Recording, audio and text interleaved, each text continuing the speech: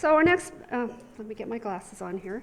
Our next panel, the policies that shape opportunity, controversy, and change. So I'd like to invite Palmer DePaulis, our former mayor of Salt Lake City, as our moderator to come forward, and Jim Lucier, Philippa Dunn, Ann Williamson, and Bill McMahon, and Mike Willard. If you could join us on the stage, we'll get started.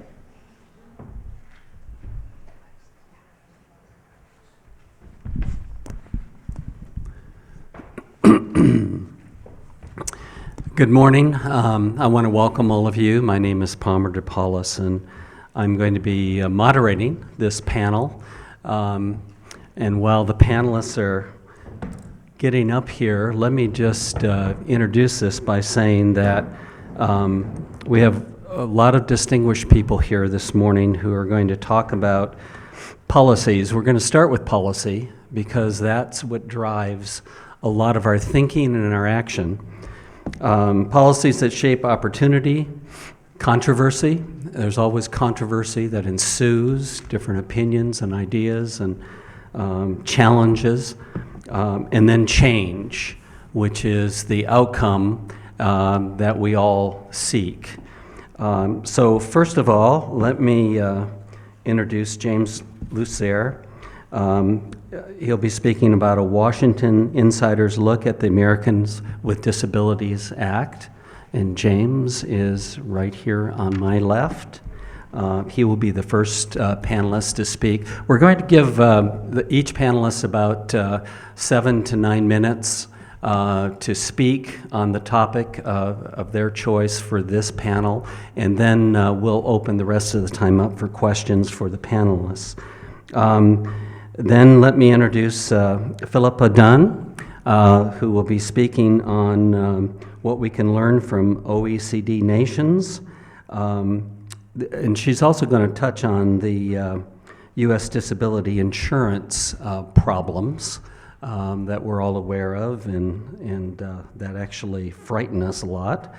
And then Ann Williamson, who is the current director of the Department of Human Services, replaced me in that position and is doing a fabulous job, I might add. Thank you. And Ann is going to talk about the role of Utah nonprofits play in stewarding government and donor funds to deliver disability services. And then we will hear from Dr. William McMahon, who's the chair of the University of Utah Department of Psychiatry, and he will be talking about healthcare for individuals with disabilities, what works and where we can innovate. And then finally, we will hear from Mike Willard, Vice President and CIO of Workmen's Compensation Fund. He is the father of Sarah, and Sarah is one of the folks that and this is to really put a personal face on what we face in our disabilities community, but a very bright and talented young woman.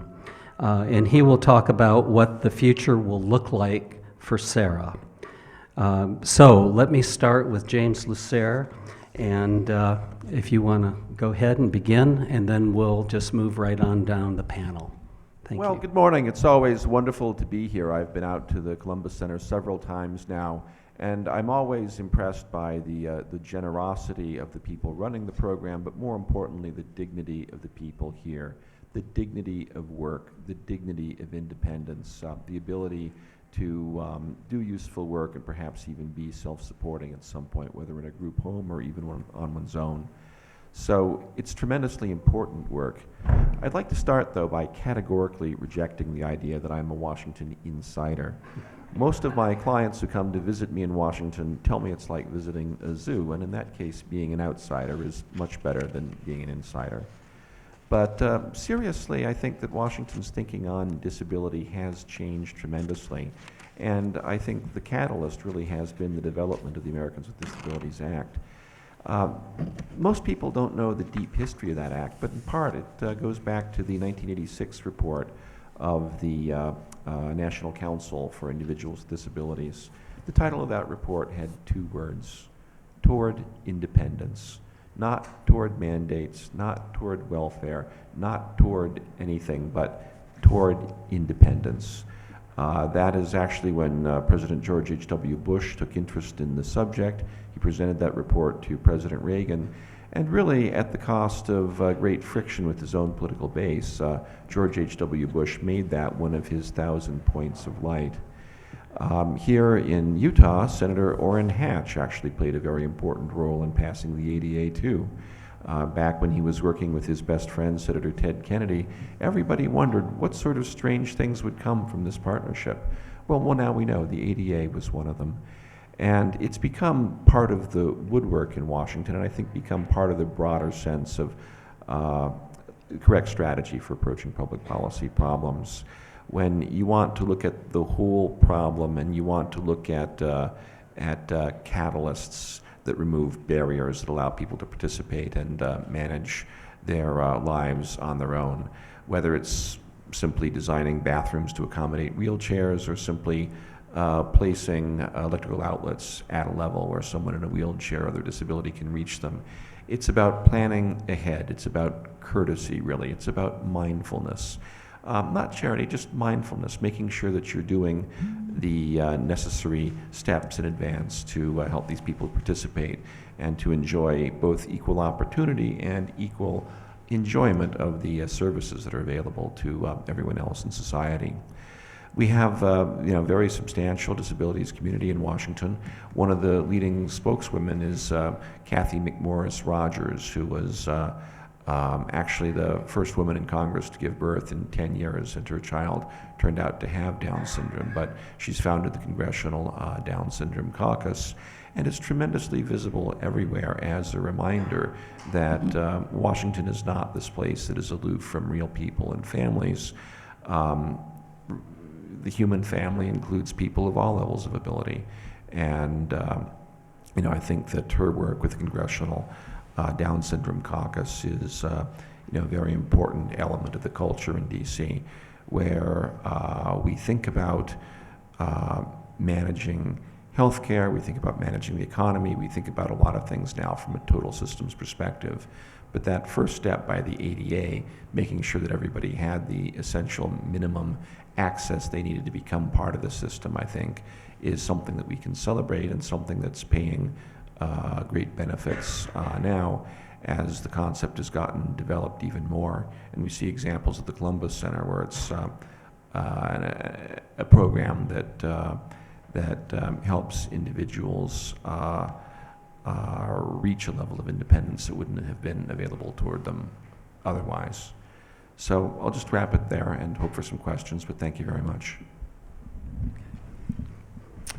Philippa? Okay.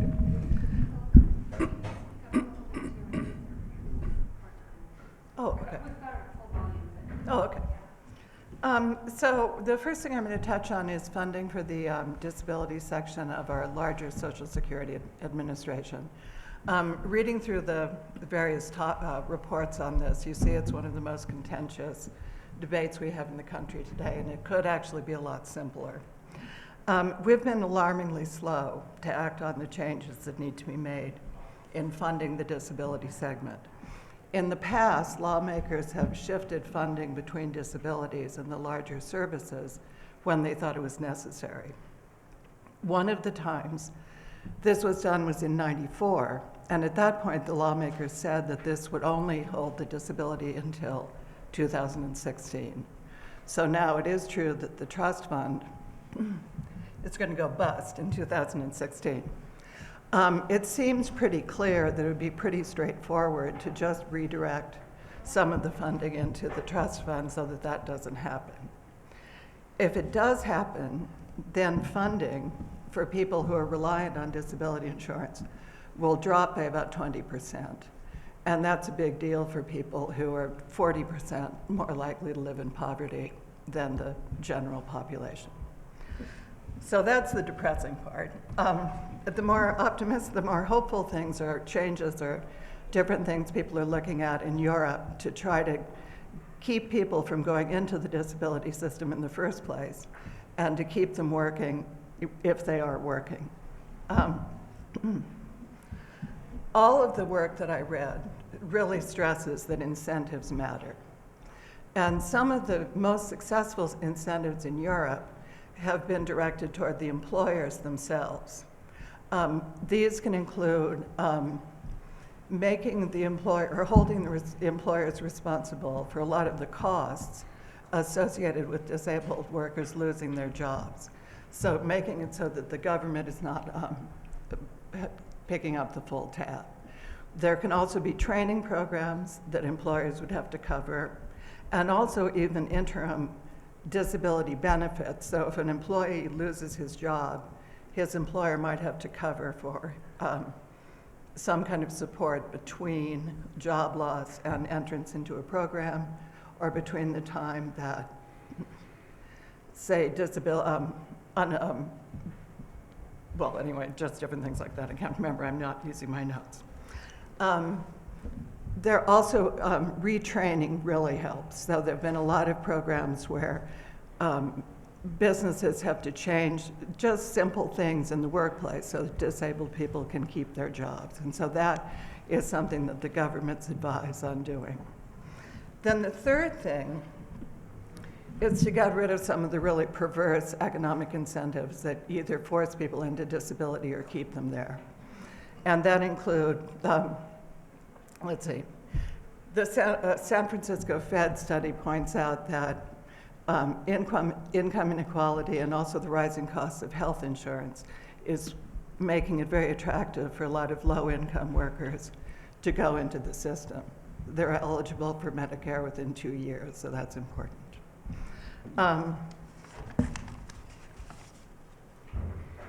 Another important thing is the reevaluation of disabled workers, which includes both following them through the course to try to bring them back into the workforce, and also changing the definition. If someone is no longer capable of their former career, they may well be capable of other careers. So that's something sort of definitionally to look at. So, you know, we have to rethink how it would be very smart to rethink how we're funding things as well. A very successful change is to have different programs at work. So some of them are for short term, some of them are partial, instead of a sort of all or nothing approach to a disabled worker. So those are things that I hope we can talk about. Good. Thank you. Anne? Fantastic. Thank you. Good morning, everyone. It's a pleasure to be with you. Thank you for the opportunity. And as our session has highlighted, indeed, public policy does present tremendous opportunity. Controversy, indeed, and then all with the intent, as Mayor McAdams said, is to realize the intended change that we seek, to be very results and outcome oriented with our desires. And so on behalf of the Utah Department of Human Services and within our department, our Division for Services to People with Disabilities, I think it's important to appreciate the scope of our work. The prevalence that we know from both NIH and CDC data is that individuals with moderate to severe disabilities in the state of Utah is a reflection of about 1 to 3% of our population. So that would be between 30 to 90,000 individuals with severe to moderate disabilities. These are not including individuals with mild disabilities. So recognizing our population, it presents a clear question, which is, where are these individuals finding support? Many of you with us this morning know the answer to that, and that is through friends and relatives, through the local community that surrounds our individuals. Now, of course, government has a substantial role to play, as well as the mayor highlighted, our emergency and correctional system, to some degree, unfortunately, is also where individuals are finding themselves. The nonprofit sector engagement exists throughout this entire spectrum, and nonprofits provide essential services to fulfilling our statutory purpose in government as well. We could not do it in isolation of the private sector. The partnerships that we experience to fulfill our mission are as diverse in their form and in their function as the individual needs of those whom we're serving.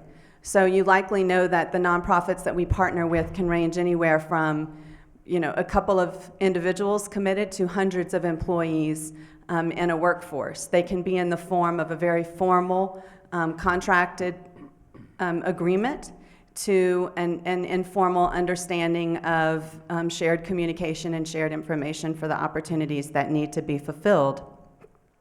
But the common thread, as I reflected, that binds all of the private and public partnerships, the work that government does with nonprofits, is that we are working together for a result that's going to be better in the end when it's realized than the result that we could achieve in isolation of our partnership, right? Because it's not always easy to be in partnership. I know the nonprofit sector has a perspective of government that is onerous and that is belabors a goal and an intent, is not always the most common sense approach to realizing the outcome that we seek. But indeed, I believe that our commitment and our will and the reason why we enter into the private and public sector partnerships is because we do appreciate that each of us has assets that the other does not possess. And so in isolation, these assets aren't leveraged, but in partnership, again, the result is better than what could be achieved alone. And so, again, in the Division of Services to People with Disabilities here in the state of Utah, we have formal partnerships with approximately 100 nonprofit organizations. So throughout Utah, over 100 nonprofit organizations assist in us realizing our mission. We're able to facilitate independent living through these partnerships, self-directed engagement, job placement, and meaningful community involvement. Again, as was emphasized previously, independence. So while government holds a unique position of influence on public policy, as well as practice, and certainly as the session is about to unfold here in our state, we want you to know, I want to share, and on behalf of Paul Smith as well, our division director who's with us this morning, thank you, Paul, for your leadership, that we know that the uniqueness of mission-driven organizations, I have a mentor who says he can't stand the word nonprofit because it's a deficit description of these forces in our economy, these forces in our community, these forces for change, your mission-driven organizations, your public good organizations. And you offer vitally distinct, unique assets that do affect sustainable change, not just change for change's sake, but with the starfish metaphor, really sustainable change. And you all in this room are likely very familiar with the unique assets of nonprofit organizations. I've had the benefit of having first-person experience of leading nonprofit organizations, and I know that what distinguishes you is you have tireless passion for the purpose. Endless amounts of digging deep, even when you didn't believe that digging any deeper was possible. You have specialized knowledge and skills that we need, indeed, to leverage with our public dollars, and you're community grown and community known. I cannot replace the essence of trust and investment that individuals put and have placed in the nonprofit sector. And also the volunteerism that was highlighted earlier this morning, not to mention the fact that the governance structure is through volunteers. So the nonprofit sector, as well as is reflected this morning through your convening, is absolutely an essential part to the lasting solutions that we want for the good of all individuals in our community. And so to the future, when we speak about also consequences and impact for change, the desire we have in the department is indeed to see a different result for individuals, both with disabilities, their families, and our communities as a whole. And the way we're pursuing that is through a very common sense approach to social services delivery called a system of care. And very plainly spoken, I'm not going to have bureaucratese in my terminology, very plainly spoken, we believe children and families and individuals are best served as close to their community and their homes and their schools as possible. And we need to combat the policies and the practices that fragment families and individuals from their homes and communities and schools. We have funding silos that perpetuate isolation and multi-generational poverty, multi-generational dependence. We believe, as the mayor highlighted, the earliest intervention possible and the most comprehensive, wrapping solutions, multiple solutions around individuals with needs is going to get us the greatest return on taxpayer dollar and is going to have the greatest benefit to the individuals with needs. So I'm happy to answer any questions you may have about system of care in Utah. Thank you so much. Thank you. And Dr. McMahon? What works and what we can innovate in healthcare. That's really a daunting title, but I'll simplify. I want to focus on the 3 C's of healthcare, and those are excellent care, continuity of care, and capitated compassion. So these are things that are working right now. We have such an incredibly accelerating base of evidence on what works and what doesn't. For example, in the field of autism, when I first started seeing patients in 1976, we didn't even have that term in our lexicon, in our diagnostic manual. Subsequently, we learned that there are many autisms, and what used to be called Rett syndrome is still called Rett syndrome, but it used to be classified within autism spectrum disorders, or what was the antecedent to our current terminology, but it was considered a form of autism. So Rett syndrome, the gene was found, it was cloned, it was inserted into test model organisms, yeast, mice, etc. Now there are clinical trials going on to try to rescue the metabolic deficit that is caused by the Rett syndrome gene. And no longer is Rett's considered part of autism. It's another developmental disability for sure, but we are picking needles out of haystacks. Now, that's on the micro level. On the macro level, we're also becoming very cost conscious, and we've, as Ann Williamson just described, systems of care are very important to us. How do we get the best bang for the buck? And we know we can do that. We've got the model of the home program at the University of Utah that provides continuity, which is the second C of my 3 C's. So from infancy to geriatric age, this multidisciplinary clinic can help individuals in an integrated care system where the specialists and the primary care providers and case managers and others are able to provide a continuity that is very difficult otherwise, and relieves parents a burden of keeping massive files of records on their children and trying to get the specialists to all play in the same sandbox together. So that continuity is a big thing. A second area of continuity is the electronic medical record, and that's also an area that we need to innovate. We've all hoped that computers would really make medical care more seamless, better informed, more efficient, and that's happening, but our current systems are sort of like railroads were before the intercontinental or the transcontinental railway was put together, where one hospital or insurance company or clinic has a particular electronic medical record, and it doesn't translate to other entities. So it's a bit like we're building something grand, but at the moment it's not as grand as it needs to be, and we need to innovate. And the last C, about capitated compassion, we need to bridge warm hearts with cold cash. And I am very encouraged about the social enterprise thinking that involves the corporate world, the nonprofit world, the government world, along with families and individuals on the spectrum of developmental disabilities. I like what Mayor McAdams is saying about pay for success.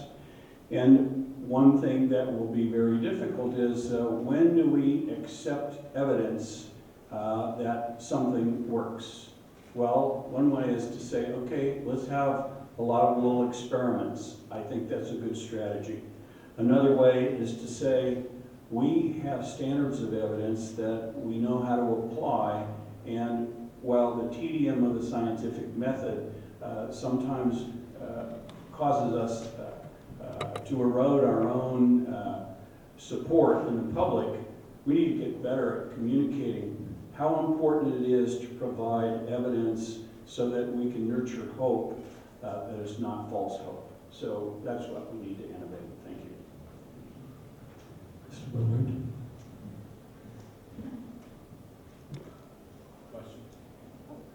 Yeah. Doctor, with respect to electronic medical records, how would you evaluate Utah's progress versus the rest of the country? You know, I'm not an IT guy, so I can tell you the system that I know at the university has changed, I think 3 times in the last 5 to 6 years. And our average physicians in our shop, the whole university system, are spending 2 more hours, 1 to 2 hours a day, longer in their work day, because they have to deal with the clunkiness of the system. So that being said, the university has one of the most well-regarded commercial products. So we bought the best. It's very expensive. It still sucks. Mike, yeah, go ahead. You have a presentation that you wanted to show. Okay, we're going to bring this up. And there we go.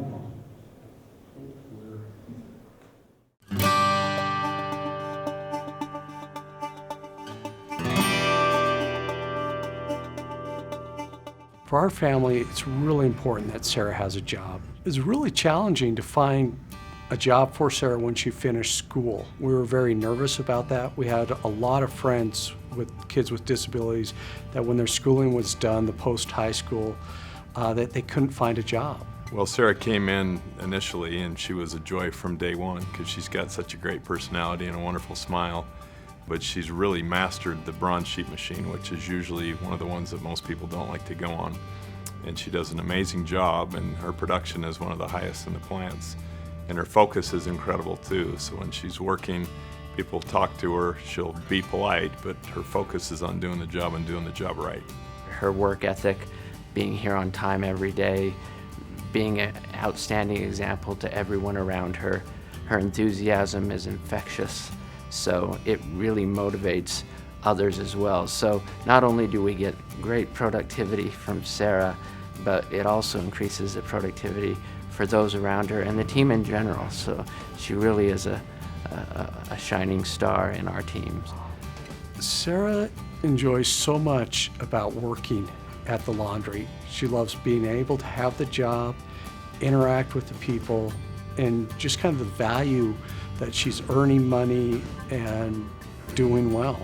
You know, Intermountain is a great organization to be a part of, and they have very specific goals on community partnerships, and I think this is just one example that Intermountain Healthcare does exactly that, and they help people with, you know, different walks of life to get employment and to improve their lives, and that's just goes right in hand with what their mission is. I think Sarah's an outstanding example of what this program as a whole can do for people. IHC provides these great jobs, and we're able as Columbus to support them in these jobs.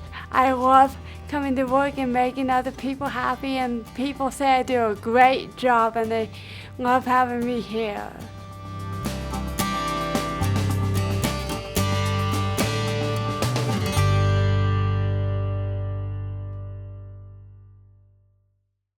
Hi, I'm Mike Willard. Stephanie asked me to talk about our experiences with Sarah, kind of going through the system. So Sarah is intellectually disabled. Right now, I'm very optimistic about her future. Through Columbus, she has a job she loves with IHC Central Laundry. So a really nice place for us to be. It helps Sarah with her self-worth, as well as providing her a social outlet and something to do during the day. My wife, Tammy, and I have been concerned about Sarah's future throughout her life. The journey to where we are today was not smooth and easy. At birth, we were told that Sarah's microcephalic, which means she has a small brain. At the time we lived in San Francisco, the doctors put us in touch with an early intervention program that helped us work with Sarah on physical, occupational, and speech therapies. We moved back to Utah when Sarah was almost 5. We put her in preschool through the school system. In kindergarten and first grade, Sarah did okay. We worked with teachers to have tracking sheets to help Sarah meet expectations in school. Second grade was a tough year. Sarah had to leave one school as they felt they couldn't handle her. We put her in a public school class that didn't work well after a month or so. She was transferred to another school that had a small class for special education students. Sarah remained at this school for 3rd grade. For 4th grade, she transferred to another school that had a special education class for 4th and 5th graders. Sarah's teacher for 4th and 5th grade was outstanding and helped the kids to achieve the best they could, encourage their participation in classes with the regular education classes. For 6th grade, she was able to remain at the same school because a teacher knew her and welcomed her to her class with special education support. For junior high and high school, Sarah had special education resource classes for math and English and was able to take regular classes with the support of teachers and us. We were able to achieve this through our efforts in proactively meeting with teachers and principals. We made sure Sarah did not meet the diploma requirements in high school, so she would be able to stay in the school system until she was 22. After high school, she attended the STEPS program, which is in Davis County, which focused on life and job skills. Through Department of Vocational Rehabilitation, Sarah is able to have a temporary work experience at IHC Central Laundry with Columbus the summer prior to completing the STEPS program. The temporary work assignment went well, and Sarah was able to start working with Columbus at IHC Central Laundry upon graduating from STEPS. Now, as a parent with a child with disabilities, it's challenging to find resources, what's out there. There's some great resources, but there's no central repository of information, of programs and resources for people with disabilities. Finding the information needed for services and programs involves persistent pursuit of seeking opportunities. Making sure to follow up. If you call someone, you don't hear back, you need to follow up and make sure you're able to have those meetings. Attending workshops, open houses put on by various groups. Sometimes they distribute flyers to the schools. You meet with the different service providers in the community. We attended multi-week workshops at Camp Christopolis that was very helpful to us. It gave guidance on various different aspects of dealing with a child with disabilities, guardianship, informed us about DSPD, the Division of Services, People with Disability, and other services. We received suggestions from educators. A good source of information in the disability community is parents of other childs. You talk to them and say, oh, well, I did this, or I did that. You tend to meet through some of the groups like a Special Olympics. In Davis County, we had a top soccer program that one parent started for kids with disabilities. Just kind of that community as you get to know and you seek each other out and say, oh, you did that? That's how it works? That's a great resource for us. I mean, searching the internet. Medical providers provide some suggestions. The key to our success with Sarah and finding resources was our persistence, particularly Tammy, my wife. She just was very diligent, seeking out, searching the internet, talking on groups, and we attended any seminar, open house that we could to see what information we could glean that would help Sarah. For a person with disabilities, some key terms, IEP. That's in the school system, the individual education plan. That's how you're deciding, what goals should they achieve and how do we achieve that? And that can be a really good process and meaningful if it's done seriously on all parts and the parents have to be an active participant in that.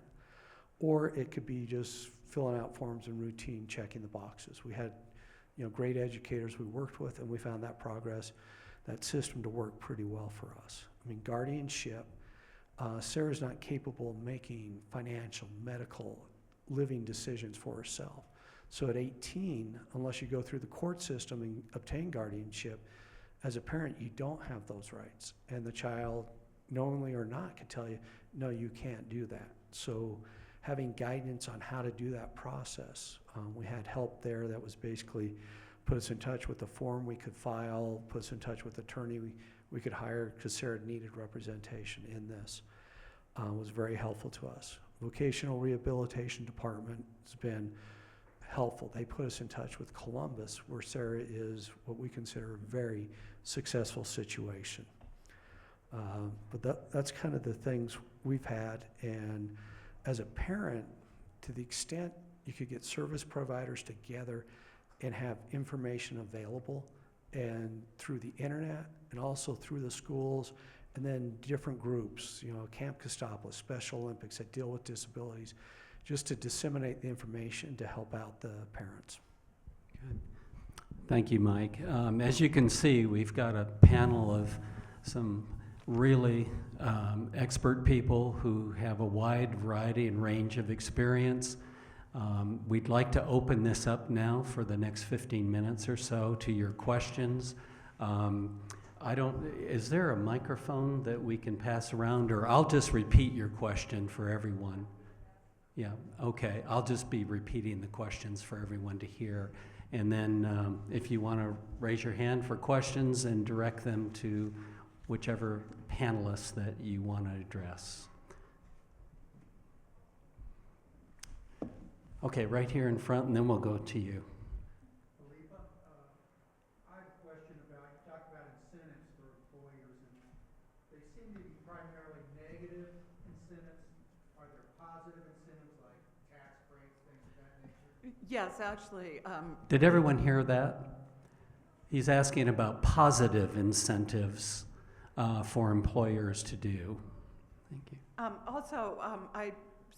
I'm sorry if the incentives seemed so negative. I mean, I feel one of the reasons that in Europe they're bringing in the employers is that they should theoretically know what best their recently disabled employees, what work they could handle best. So it's a nod to their expertise as well. There are subsidies for employers if they bring in workers who, there'll be some production loss, so there are public subsidies for them in some of the experiments. There are also tax breaks for employees themselves, and say in the UK they're looking into tax breaks for workers so that they're not getting the disability numbers, but they are getting a tax break, so they're ending up with the same amount of money. Also, there's public services available for businesses that are trying to change their workforce layout, their workplace layout to help people stay in the forest, so there'd be counseling on a public level that would move them through the process, et cetera. Yes, Doctor? I think there's a state incentive. And so, Paul, let me defer to you. For supported employment, is there in the state of Utah a tax incentive? There is, but it's not very widely utilized. Okay, very good. So I think in the state of Utah, we have the opportunity for greater knowledge and then utilization of incentive for supported employment. Thanks. Actually, I would add that very few employers seem to know about it or use it, and that, as I understand it, it gets reviewed by the legislature because it could sunset. So that's sort of a plea that here in Utah that it get used. And how do we find out about that? Like, I'm a teacher, I had a form like 10 years ago, but I have no idea when I go to an employer to explain that kind of possible tax incentive. How do we find out how to spread that word even within our community? Paul. I don't know who to ask. Paul? I'll give you my card, just email me. We'll get it set up. Well, it would be interesting to find out how many states have things like that and how they promote them. So Paul Smith is the director of the Division for Services to People with Disabilities. Very good, thanks. Paul, raise your hand. You're right over here. Thanks. Thank you for the question. And I wanted to go back to the lady in blue. Okay. I am understanding from Mayor McAdams and all of your comments that employment of people with disabilities is cash flow positive and or has the strong potential of becoming cash flow positive. I'm wondering your perspective on how to educate Congress on that so that it becomes a capitalistic argument rather than a socialistic argument, if that makes sense. Okay, who wants to grab that?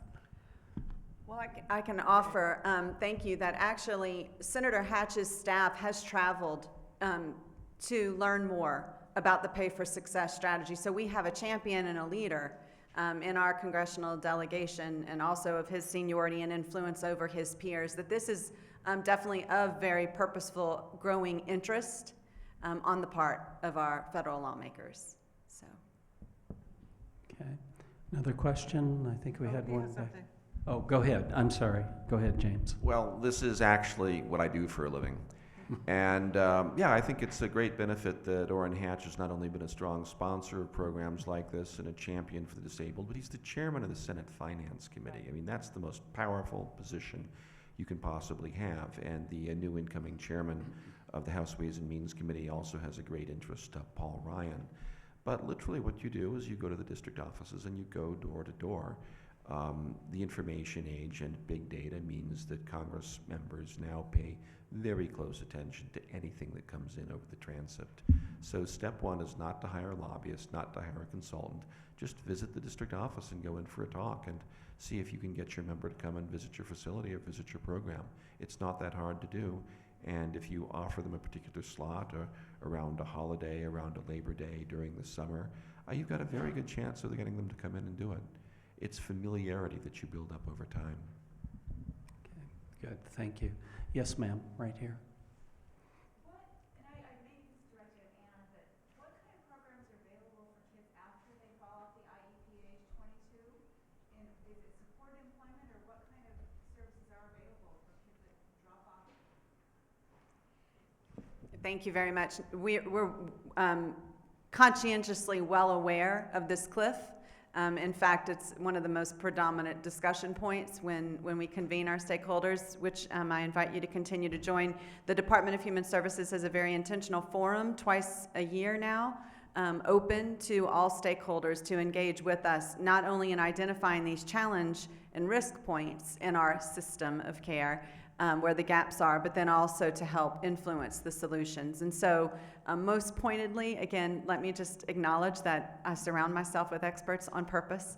And Paul is more positioned to be specific about programs in that trajectory, but it just allows me also to reemphasize why we are committed to a system of care, so that it's not just this was a DSPD youth who's now facing the age of majority, and what does DSPD have for them, but the reality is that we come together as a comprehensive system, including rehabilitation services, including the school systems and the courts, to say, and with the community and our nonprofit partners, to faith-based partners as well, to acknowledge what's in the best interest relative to transportation needs and employment needs and healthcare needs, et cetera.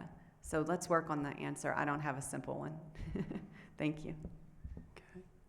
Another question. Yes, right up here. To me, there's a tension between delivery of service, which has to be local, and the analysis of data, which almost has to be national to be best with big data. Is there anything that bridges that gap, or is that still being debated? Okay, did everyone hear the question? Okay. Who wants to address it here? Well, it's a great question. You want to repeat the question? Yeah, and if you would. Okay.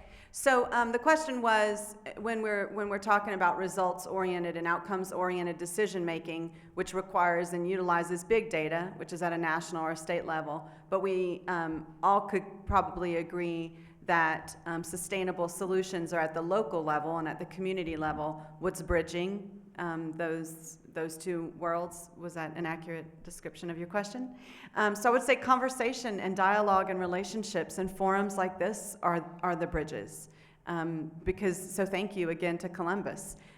The bridges are built out of relationships, out of familiarity and an understanding of the assets, again, and the access that big systems have to the big data, but then an acknowledgement that the boots on the ground is where the real change and the implementation is happening.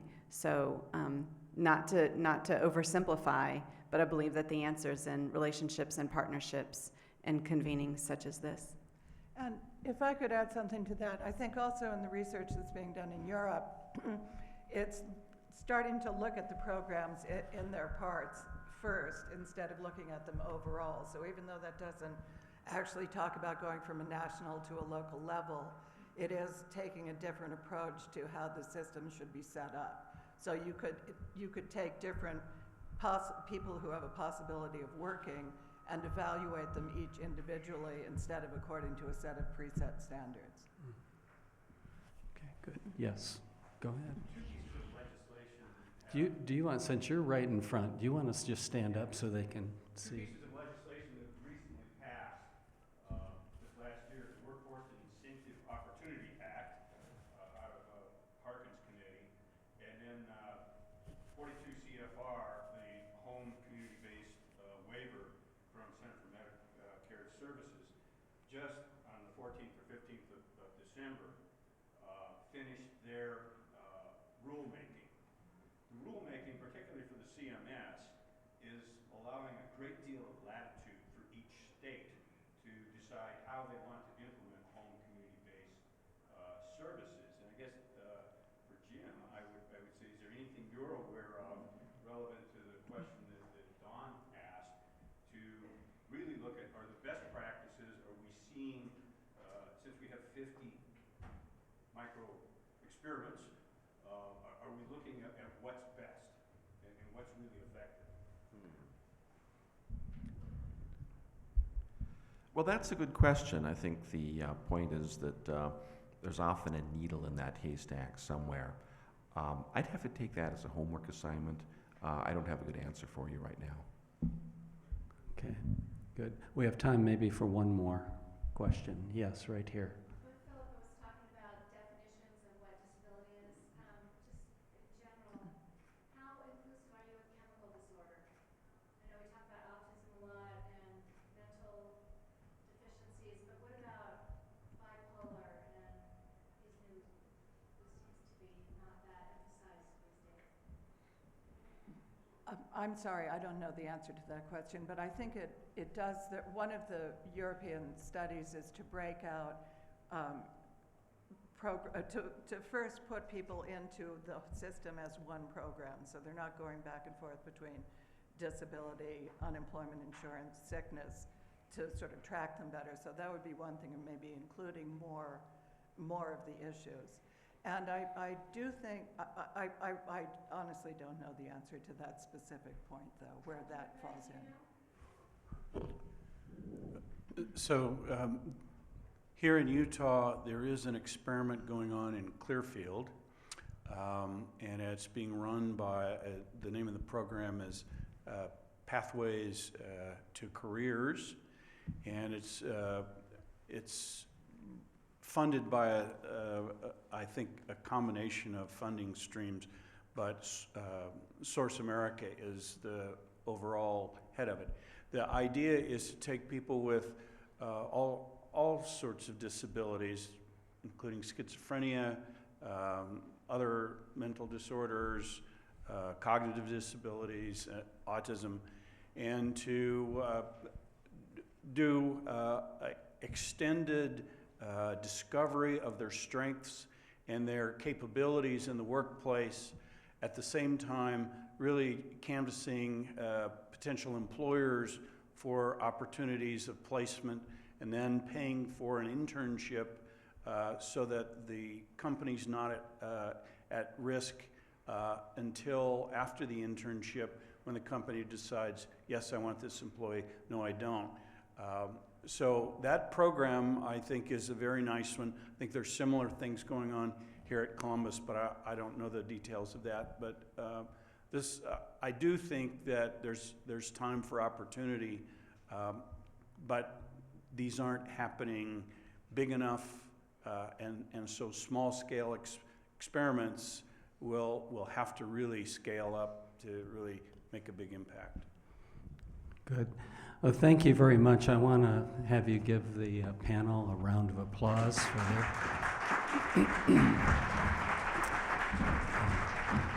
and thank them. And please remember, too, I think as you see up here, the Columbus kind of slogan, entrepreneurs of the human spirit.